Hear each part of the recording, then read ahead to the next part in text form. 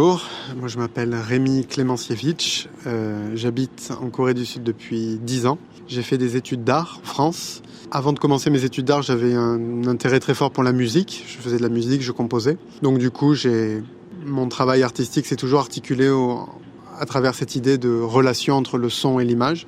J'ai commencé à faire mes premiers voyages en Corée en 2009. J'ai fait plusieurs allers-retours pendant les vacances d'été, alors que j'étais encore étudiant aux Beaux-Arts. Et en 2013, après l'obtention de mon diplôme, je suis parti vivre en Corée directement. En fait, j'avais l'intention, je savais pas que j'allais y rester autant de temps, mais en tout cas, je sais que j'avais envie de passer un long moment en Corée du Sud.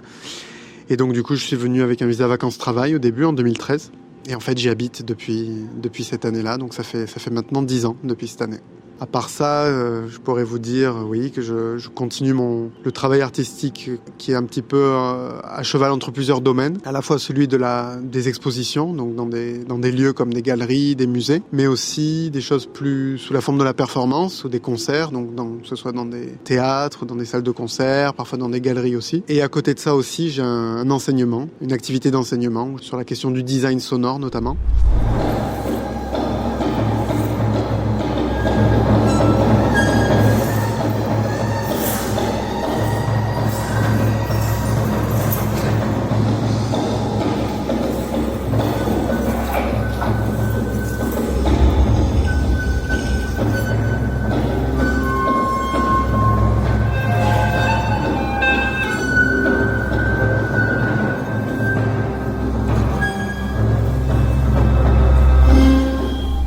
Vous étiez parfois plus à l'aise même en coréen, j'ai l'impression. Qu'est-ce qui vous a fait venir en Corée en 2013 ? Qu'est-ce qui vous a fait rester ?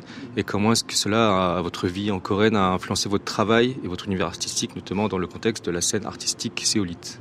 Alors tout d'abord, ma première rencontre entre guillemets avec la Corée, elle est assez ancienne puisque mon père, qui était artiste peintre, a eu une exposition dans les années 90 en Corée. Il m'avait ramené à ce moment-là des livres ou des objets sur lesquels figurait le Hangul, l'alphabet coréen.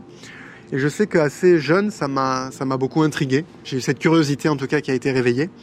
Mais pour moi, le vrai déclencheur, entre guillemets, c'est quand je suis arrivé en première année aux Beaux-Arts. J'avais beaucoup d'amis coréens, en fait, des étudiants coréens qui étaient en échange en France, donc qui étaient avec moi aux Beaux-Arts. Et j'ai sympathisé avec beaucoup d'entre eux et d'entre elles.